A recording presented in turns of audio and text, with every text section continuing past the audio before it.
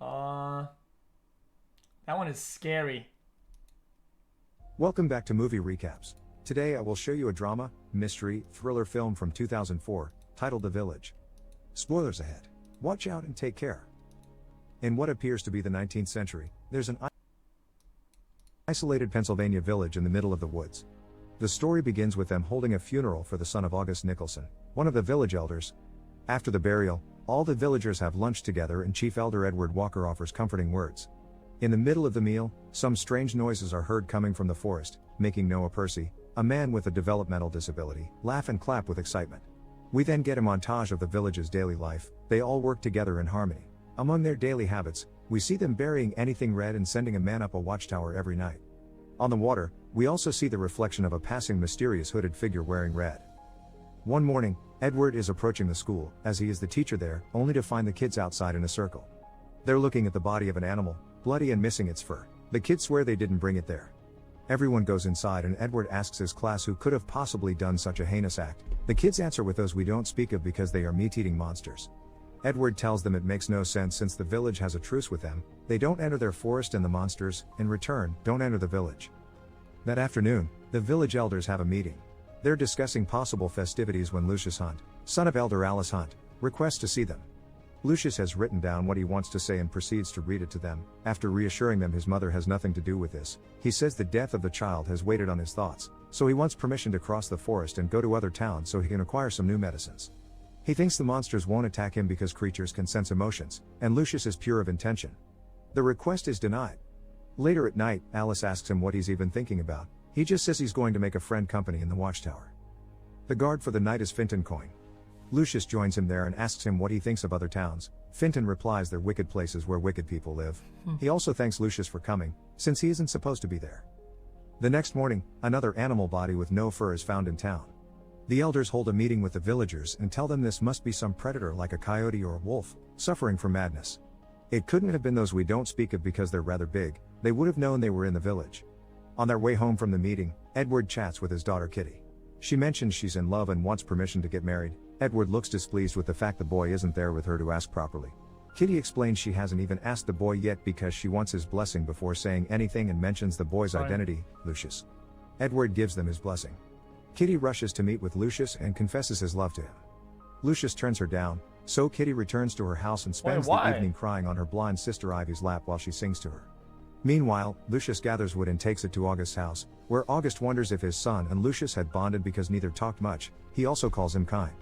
At the same time, at the edge of town, a group of boys is playing a game of bravery. You must stand on a stump, facing away from the forest and with your arms stretched, and see how much you can last before getting scared. The current player swears he hears noises in the woods, but he stays on his spot. Back to Lucius, August is telling him that one can run from sorrow but sorrow will still find you because it can smell you like a dog. Then he looks at a mysterious black box in the corner. Then we cut back to the boys again, who finally are running away from the area when the noises prove to be too much.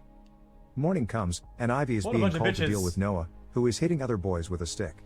He stops as soon as she asks him to, then she takes him to stare at a special house where he'll be locked in if he doesn't listen. They strike a deal and he promises he won't be hitting anyone again. Now that's over, they decide to spend time together by racing up the hill to the resting rock. Noah asks her not to cheat, but she distracts him and cheats anyway. They make it to the rock and find Lucius already there. He shares a snack with them and Ivy tells him how much her sister cried when he turned her down. She also explains that she was able to tell Lucius is there because a handful of people give the faintest color. Her father has it too. When Noah suddenly leaves to go after a bird, Lucius tells Ivy she runs like a boy. She thanks him for that, then confesses she knows why he denied her sister. Lucius likes her. She can tell because he stopped touching her some years ago. Noah makes it back then and pranks Ivy by putting a little toad on her hand. Afterward, he retrieves some red berries from her pocket and puts them in her hand as well. She smiles, enjoying the present, until Lucius points out she's holding the bad color that attracts those we don't speak of. She says they should bury them. But now Lucius is worried because he's never seen those berries before and Noah already had them in his pocket before they arrived. He asks him where he found them. Noah takes him there. Hours later, Lucius is reading one of his letters to the elders again. He tells them about the berries Noah found near a drawing on the resting rock, which means Noah has been entering the forest all this time without anything happening to him. This reinforces his belief that the creatures won't attack him either if he does the same and asks again to be allowed to go to other towns. The elders don't accept. Later at night, back in their house, Alice decides to tell Lucius a story about the other towns. His father had left for the market and was found naked and robbed on a river days later. Alice is telling him this so he can understand the nature of what he wants, but he explains he doesn't want to do this for himself, it's for the sake of the village. He says he isn't the one with secrets, because secrets are everywhere in the village, like the black box Alice has and he points at. Alice says that's for her own good, to be safe from but not forget the evil things from her past. Lucius wants to open it, Alice refuses and tells him they should talk to Edward. Lock her out. Lucius says Edward has feelings for Alice because he never touches her. The following day, a group of boys wearing yellow cloaks are walking by the border between village and forest, painting a yellow line on the torch posts that separate both areas. Lucius is among them, and he doesn't go back with everyone when they're done, he enters the woods instead. It doesn't take him long to find the berries, and when he hears some growling, he looks to his side to see a creature getting away.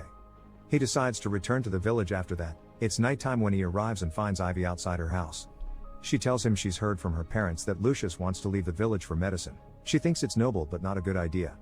She also informs him that her older sister is getting married, which means now she is free to receive interest from anyone.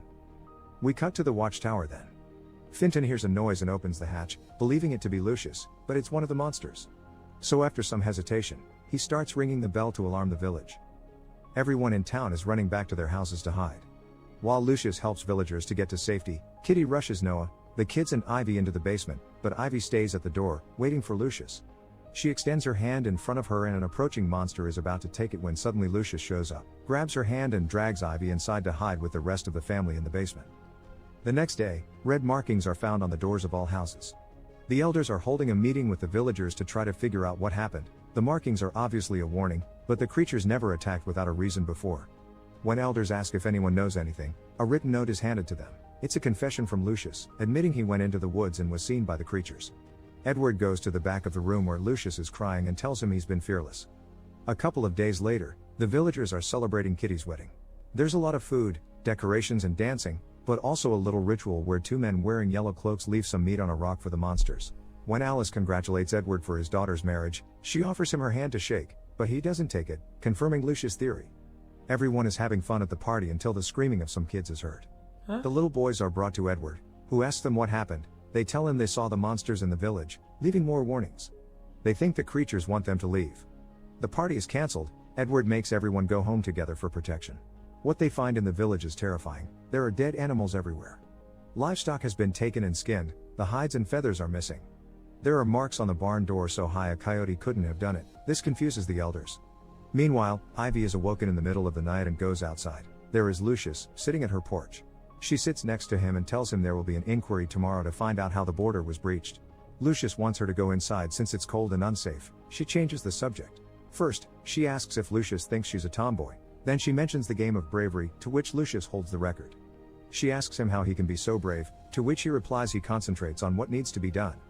Then she wonders if he'll dance with her on their wedding night and why he doesn't express his thoughts more. Lucius gets a bit angry then. If he wanted to speak, he would, and if he wanted to dance with her, he would ask her too.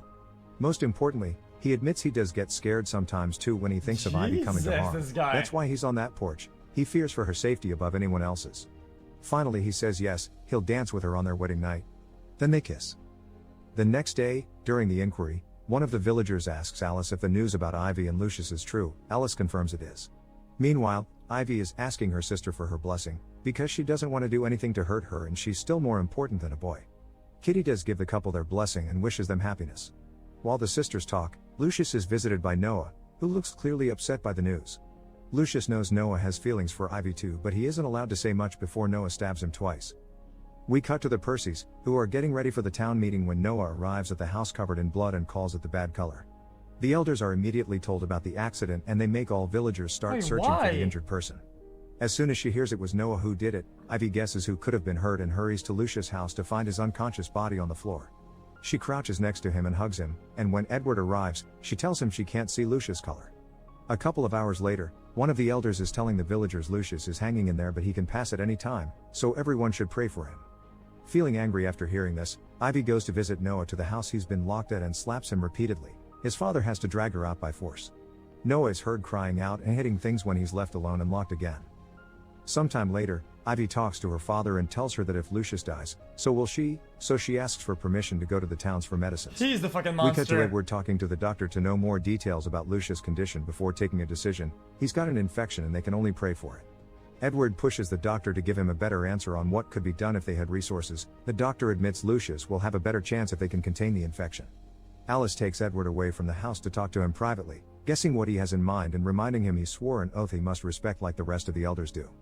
Edward doesn't listen, and when Alice starts crying, he hugs her. Edward returns to Ivy and takes her with him for a walk, where he tells her his father had a knack for business, but it was dangerous because money is a wicked thing that turns people's hearts black. That's why they don't have it in the village. Her grandfather died of a shot in the head while he was sleeping, and Edward is telling Ivy all this so she can understand what he's about to show her. They reach an old shed that mustn't be used, and he asks her to try not to scream before he takes her inside. Next we cut to Ivy getting a bag ready for a trip and telling Lucius she'll leave to fetch some medicines for him. Meanwhile, Edward meets with the other elders to tell them about this. It's back to Ivy then. She's waiting by the village borders wearing a yellow cloak. Oh, I get it. I'm not gonna spoil it. Finton and Kristoff join her wearing the same cloak. They get closer to the woods and Ivy raises a hand to show a little bag she's holding before the three of them step in. They only make it a few steps in before Finton stops Ivy to tell her Kristoff isn't following them anymore. She tells Kristoff they don't need to be scared because they have the magic rocks, and Kristoff wonders why they didn't hear of these rocks before. Finton begs him not to leave them, but Kristoff thinks it's too dangerous, so he goes back to the village. A few hours later, while they're waiting for the rain to stop, Finton sees and hears something among the trees. But he also gets scared and decides to go back, leaving Ivy alone. Crying, she drops the magic rocks on the ground. A flashback starts then that shows what had happened in the shed. There are monsters inside, or that's what Ivy thinks at first. They're actually costumes. Yep. Edward explains it is all a lie. There used to be rumors about creatures living in the woods on the books he used to— Look, I typed it, look. They are the monsters, and it's how they use it to control the people to stay inside and whatnot, and do what they want. Teach back in the towns. The screaming in the woods, the taking away the meat offering, the furless animal bodies, the drills, all of it was the elders' farce, a plan to keep people away from the woods. Their lives weren't meant to harm, but Lucius' situation went too far, which is why he's making an exception for her. He gives her a pocket watch and a piece of paper with the names of the medicines she needs to acquire before giving her instructions on how to navigate the woods and reach the towns. She mustn't tell anyone in the outside world about their village. Then Edward visits Alice to tell her he sent Ivy to the towns because this is all he can give her. We cut back to the Edward meeting with the elders, who aren't happy about this decision. They accuse him of jeopardizing everything they've made. Edward reminds them that they built this town to have hope and he can't allow another elder to lose their child. He also reminds them they won't live forever. Ivy and Lucius are the perfect people to take their place one day. August gives in and tells everyone to let Ivy go. Back in the present, Ivy continues her trip through the woods. Not being able to see the ground, she falls into a hole, and only manages to save herself by hanging on a branch. She carefully climbs out and rests against a fallen tree for a second before going back to her walking. She doesn't make it far before she hears a noise. After throwing a branch in that direction, the noises get worse, so she starts running away until she stops in the middle of the red berries field. A growl makes her turn around. One of the monsters is behind her. She tells herself it's not real, but the creature goes after her, so she starts running again. Eventually she bumps into the fallen tree from before, and that gives her an idea. She stands still and opens her arms, just like the game the village boys played on the stump, and when the monster is about to catch her, she steps aside and makes it fall into the hole. Back in the village, the Percys are visiting Noah, but they don't find him in the house. What they do find, it's an empty hole on the floor, which means Noah had found the hidden monster costume there and ran away with it. When we cut back to the hole, we effectively see the mask had come loose and it was Noah that had chased after Ivy. He passes away in the hole. Ivy continues to walk until she finally finds a road. After leaving her cloak and her bag on the ground, she quickly follows the road until she comes across a very tall wall that she climbs to reach the other side, finally leaving the woods. Back in the village, the elders are opening their black boxes to remember their pasts and the reason why they created the village. They used to live in the city and were all victims of some form of violence. They met in a grief counseling clinic. Edward recruited them to create a place where they would be protected from any aspect of the outside world. A group picture Edward is looking at reveals something important. This isn't the 19th century. It's the 21st.